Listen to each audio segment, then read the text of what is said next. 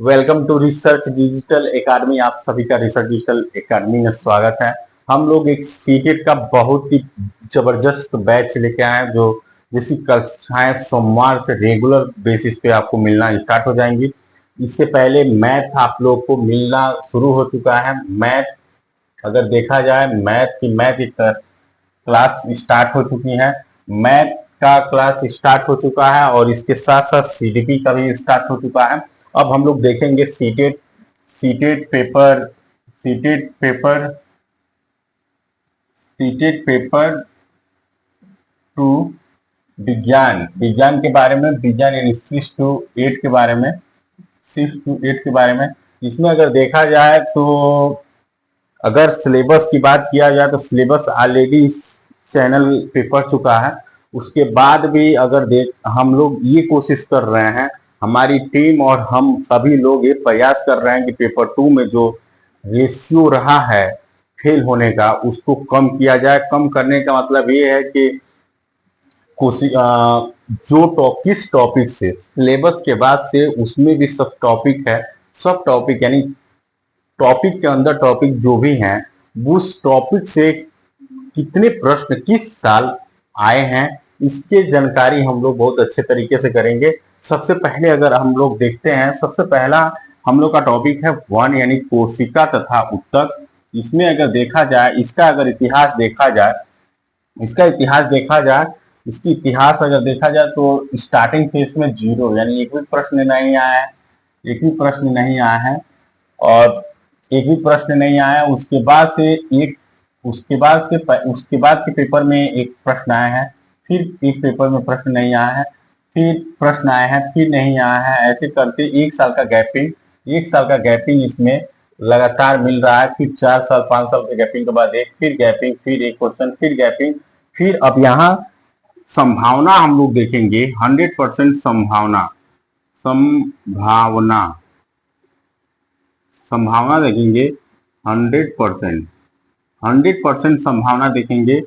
100% संभावना देखेंगे यहाँ पे कितने प्रश्न बनेंगे। तो एक गैपिंग के बाद से एक क्वेश्चन बनने की 100% संभावना रहेगी।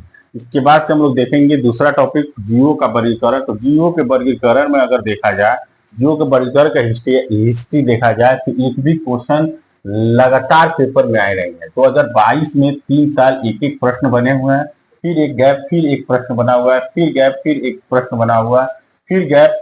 इसके बाद भी एक प्रश्न बनने की प्रबल संभावना इसमें भी रहेगी। यानी हम लोग कोशिका तथा उत्तक के बारे में, जीओ का वर्गीकरण के बारे में पढ़ेंगे तो एक एक प्रश्न यहाँ से मिलेंगे। ये 100% संभावना है। 100% संभावना का मतलब ये है कि पेपर में आ भी सकता है, नहीं भी आ सकता है। चलिए इसके बाद चलेंगे तीसरा टॉपिक पे। तीसरा टॉपिक पे हम लोग देखेंगे, इसमें क्या है कि इसकी अगर हिस्ट्री देखा जाए तो दो पेपर में, स्टार्टिंग के 2 पेपर में पेपर नहीं आए एक भी प्रश्न, फिर 3 साल लगातार प्रश्न आए हुए हैं, फिर 1 साल गैपिंग के बाद फिर एक प्रश्न बने हैं, लगातार 4 साल गैपिंग के बाद से एक प्रश्न बना है, फिर 3 साल गैपिंग के बाद से एक प्रश्न बना है, फिर 1 साल गैपिंग के बाद से एक प्रश्न बना है, फिर लगातार गैपिंग है। यहाँ अगर संभावना देखा जाए तो यहाँ अगर संभावना देखा जाए इस चैप्टर में तो 0/1 प्रश्न की संभावना है। यानी 0 अभी आ सकता है स्लेश यानी और 1 भी आ सकता है। इसकी संभावना नगण्य के बराबर है। फिर इसके बाद से चलते हैं 4 नंबर पे, पादप जगत पे अगर चलते हैं तो इसकी हिस्ट्री देखी जाए तो इसमें जबरदस्त तरीके से क्वेश्चन आए हुए हैं। हर साल 5 क्वेश्चन सबसे हाईएस्ट गए हैं। यानी यहाँ से देखेंगे ये बीते वर्ष 2 क्वेश्चन, 1 क्वेश्चन, 3 क्वेश्चन, 1 क्वेश्चन, फिर 2 क्वेश्चन, फिर यहाँ से 3/2, 3+2 की प्रबल संभावना, यानी 3 प्रश्न भी आ सकते हैं, 2 प्रश्न आएंगे। 2 प्रश्न आने तय रहते हैं। ये मिनिमम होता है, मैक्सिमम होता है। चलिए इसके बाद चलेंगे 5वां जंतु जगत पे।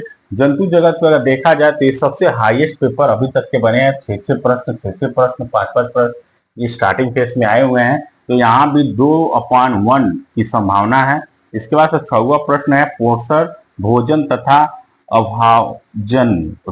अभाजन्य रोग। इसमें अगर देखा जाए तो हिस्ट्री में तो नहीं है ज्यादा प्रश्न, एक एक दो दो का आंकड़ा रहा है, लेकिन अगर एक एक दो के आंकड़ा के बाद देखा जाए तो 4 प्रश्न, 5 प्रश्न, 3 प्रश्न, 2 ऐसे नहीं है। लेकिन यहाँ भी संभावना हम लोग अगर देखेंगे तो दो और एक प्रश्न की संभावना रखेंगे।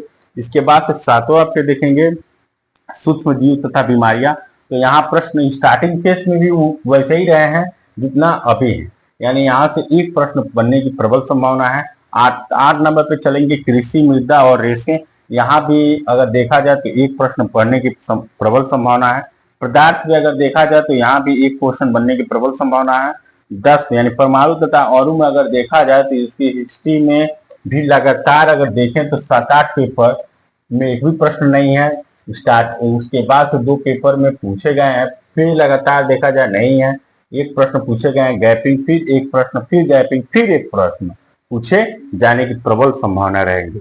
इसके बाद से अगर देखा जाए 11 नंबर टॉपिक में है रासायनिक बंध अभिक्रियाएं तथा परिवर्तन। अब इसको अगर हम लोग देखेंगे तो इसमें क्या रहेगा, 4 क्वेश्चन। इसका हिस्ट्री बहुत शानदार है, यानी अगर देखा जाए तो इसमें 4/3, 4 और 3 की प्रश्न की संभावना रहेगा। 5वां अगर देखा जाए अम्ल, क्षार तथा लवण, इसी से प्रश्न ज्यादा पूछे जा रहे हैं। 3 और 2 प्रश्न की प्रबल संभावना है। यानी अगर हम लोग अगर देखें ओवरऑल देखें तो पादप जगत, जंतु जगत और रासायनिक बंध अभिक्रियाएं तथा परिवर्तन, और चौथा है अम्ल, क्षार तथा लवण। इस टॉपिक को सबसे शानदार तरीके से इस चैनल पर पढ़ाया जाएगा तथा जो हाईएस्ट प्रश्न आने की सबसे अधिक संभावना है उसको सबसे पहले पढ़ा के और बहुत ही बेहतरीन तरीके से उसकी क्लास चला के और उससे बनने वाले प्रीवियस ईयर भी कराया जाएगा। उससे बाद से कितने प्रश्न बनने की संभावनाएं हैं, कौन से प्रश्न बनने की संभावनाएं, वेरी इंपॉर्टेंट यानी महत्वपूर्ण प्रश्न की भी श्रृंखला चलाई जाएगी, जिससे आपकी तैयारी बेहतर से बेहतर हो सके और आप अपने इस कई साल फेल हो रहे हैं उसको निपट के इस बार पास हो सकें। चलिए चलते हैं नेक्स्ट टॉपिक पे। नेक्स्ट हम लोग का क्या रहेगा, कहाँ से कितने प्रश्न बनेंगे ये देखेंगे। हम लोग यहाँ तक देख लिए थे, अम्ल, क्षार और तथा लवण तक देख लिए थे। इसके बाद से हम लोग देखेंगे कि अब कहाँ से प्रश्न बनेंगे। तो 12 नंबर अम्ल, क्षार हो गया था, यहाँ 2/3 की संभावना है। उसके बाद से 13 देखेंगे धातु, अधातु, मिश्र धातु। अब ये रसायन विज्ञान का ही छोटा सा पाठ हो चुका है, इससे पहले हम लोग जीव विज्ञान पे थे। अब रसायन विज्ञान के 3 टॉपिक कंप्लीट हो चुके हैं। ये है चौथा टॉपिक, धातु, अधातु और मिश्र धातु। इसका अगर हिस्ट्री देखा जाए तो ये प्रश्न बिल्कुल 10 पेपरों में, पिछले 10-12 पेपरों में नहीं पूछे हैं। उसके बाद एक क्वेश्चन बना, फिर गए, फिर 2 क्वेश्चन बना, फिर इसके बाद से पेपर नहीं बनना है। यानी यहाँ से अगर देखा जाए तो 0 और 1 पेपर में आने की संभावना है। इसके बाद से 14 नंबर टॉपिक देखेंगे कार्बनिक रसायन तथा मानव निर्मित वस्तुएं। अगर इसको अगर देखा जाए तो यहाँ से इसकी हिस्ट्री देखा जाए तो बिल्कुल 4-5 साल गैप, फिर एक क्वेश्चन, फिर 2 साल गैप, फिर 3 साल लगातार पेपर आए हैं। 2 साल गैप के बाद एक पेपर, फिर 4-5 साल गैप के बाद एक, फिर गैप, फिर एक, फिर गैप, तो फिर एक क्वेश्चन आने की प्रबल संभावना है। इसके बाद से 15 नंबर टॉपिक हम लोग देखेंगे मापन यानी विमाएं। यानी अब यहाँ से भौतिक विज्ञान चालू हो चुका है। भौतिक विज्ञान अगर चालू हो चुका है तो यहाँ देखेंगे हम लोग मापन तथा विमाएं से। इससे बहुत हिस्ट्री तो इसकी बहुत खास नहीं रही है। हिस्ट्री अगर देखा जाए तो यहाँ पेपर तो कई साल तक नहीं पूछे गए हैं, एक प्रश्न के बाद फिर 4 गैप, लेकिन इसकी संख्या पूछने की बहुत लाजवाब है। 4 3 2 1, 4 3 2 1, यानी संख्या घट रही है। फिर 4, फिर 3, फिर 2 आएगा और इसके अगले साल 1 आएगा।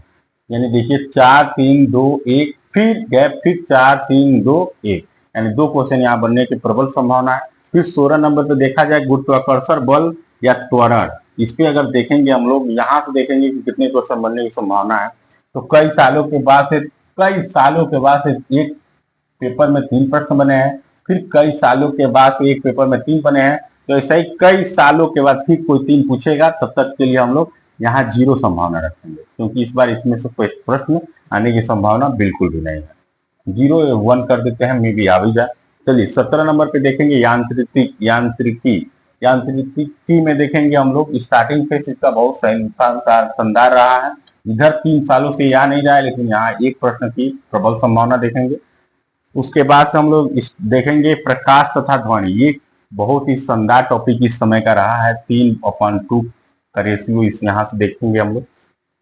फिर 19 नंबर विद्युत और चुंबकत्व का देखेंगे तो यहाँ भी दो प्रश्न 2/1 की संभावना 100% रहेगी। इसके बाद से अगर देखा जाए नेक्स्ट टॉपिक पे, तो नेक्स्ट टॉपिक पे हम लोग देखेंगे, यहाँ नेक्स्ट टॉपिक देखेंगे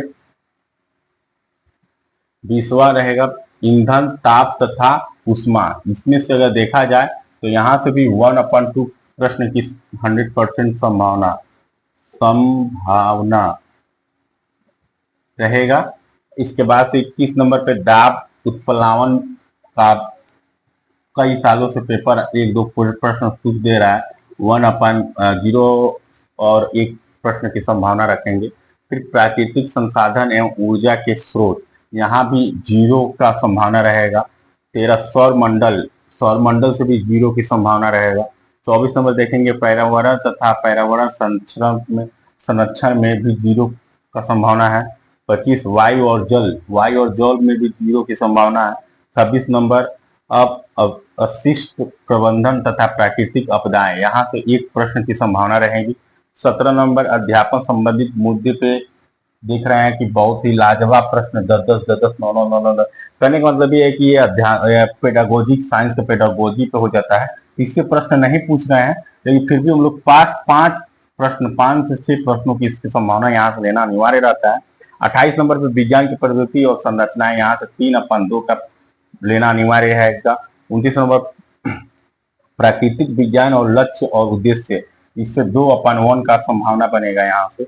इसके बाद से विज्ञान को समझना और उसकी सराहना करना, विज्ञान क्यों जरूरी है, यहाँ से 2/1 की संभावना रहेगा।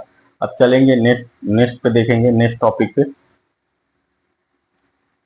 टॉपिक पे हम लोग देखने के बाद हम लोग देखेंगे सराहना तक, यानी 30 तक हो गया था। 31वां में देखेंगे दृष्टिकोण और एकीकृत दृष्टिकोण, यहाँ से 3/2 की प्रश्न की संभावना रहेगा। फिर 32 में प्रत्यक्ष उपयोग विज्ञान की पद्धति, ये 3/2 की यहाँ भी संभावना रहेगा। फिर 21 नंबर पे देखेंगे हम लोग नवाचार, इससे प्रश्न बहुत भर के पूछे जाएंगे इस बार, तो 2/1 की संभावना रहेगा। पाठ्य सामग्री पे 3 और 2 प्रश्न की संभावना रहेगा। 35 नंबर मूल्यांकन पे 1/0 की संभावना रहेगा। इसके बाद से हम लोग देखेंगे उपचारात्मक शिक्षण के बारे में, इससे प्रश्न बिल्कुल पूछे नहीं जा रहे हैं, तो 0 प्रश्न की संभावना रहेगा। 0 प्रश्न की संभावना। अगर देखा जाए तो ऐसे ही कौन से सब्जेक्ट में कितने प्रश्न पूछ रहे हैं, ऐसे सीडीपी का भी वीडियो ऑलरेडी हम लोग के चैनल पर पड़ चुका है, मैथ का पड़ चुका है, साइंस का भी पड़ चुका है, एसएसटी का भी पड़ चुका है, और साइंस का ही वीडियो आप लोग देख ही रहे हैं। कहने का मतलब यह है कि किस टॉपिक से कितने प्रश्न पूछे जा रहे हैं, इसकी जानकारी के लिए एक वीडियो सीडीपी का डाल दिया गया है, मैथ का भी डाल दिया गया है, तथा एसएसटी का भी डाल दिया गया है, और साइंस का तो आप लोग ये देख ही रहे हैं। ये वीडियो ऑलरेडी साइंस का है, किस टॉपिक से कितने प्रश्न आए हैं। मैथ की कक्षाएं आपकी स्टार्ट हो चुकी हैं। आप लोग रिसर्च डिजिटल एकेडमी पे सर्च करके आप लोग देख सकते हैं। रिसर्च डिजिटल एकेडमी चैनल को सर्च करके उसके प्लेलिस्ट में आप लोग देख सकते हैं। अगर रिसर्च डिजिटल एकेडमी में केवल सीजीपी पेपर 2 का मैथ पढ़ाया जा रहा है, लेकिन अगर क्लासेस देखनी हो, कक्षा 6 to 8 देखनी हो, तो हमारा एक दूसरा सेकेंड चैनल है रिसर्च डिजिटल स्कूल सर्च करेंगे। उसमें क्लास बेसिक पढ़ना हो, अगर आपको क्लास 6 का, 7 का और 8 का, क्योंकि एनसीईआरटी पेपर 2 के लिए 6, 7, 8 बहुत महत्वपूर्ण है, तो आप लोग वहां चैनल ज्वाइन कर सकते हैं, रिसर्च डिजिटल स्कूल। वहां से आप लोग विस्तार से पढ़ सकते हैं, मैथ विस्तार से पढ़ सकते हैं, और पढ़ने के साथ साथ आप बेहतरीन तैयारी कर सकते हैं जिससे छूट ना पाए। लेकिन अगर सफिशिएंट पढ़ाई केवल सीटेट पेपर 2 के लिए ही नॉर्मली तैयारी करनी है आप, तो इसके लिए रिसर्च डिजिटल एकेडमी का चैप्टर वाइज नहीं, लेकिन टॉपिक वाइज पूरा पढ़ाया जा रहा है। अगर कक्षा पढ़ना है, यानी कक्षा 6, 7, 8 पढ़ना है, तो उसके लिए विस्तार से केवल एनसीईआरटी, कहने का मतलब एनसीईआरटी का क्लास हम लोग रिसर्च डिजिटल स्कूल के माध्यम चैनल पे उसके माध्यम से हम लोग वहाँ प्लेलिस्ट बना के दिए हुए हैं, वहां से आप लोग पढ़ सकते हैं। बाकी जुड़े रहिए रिसर्च डिजिटल एकेडमी के साथ। तब तक के लिए मिलते हैं नेक्स्ट वीडियो में। तब तक के लिए जय हिंद, जय भारत।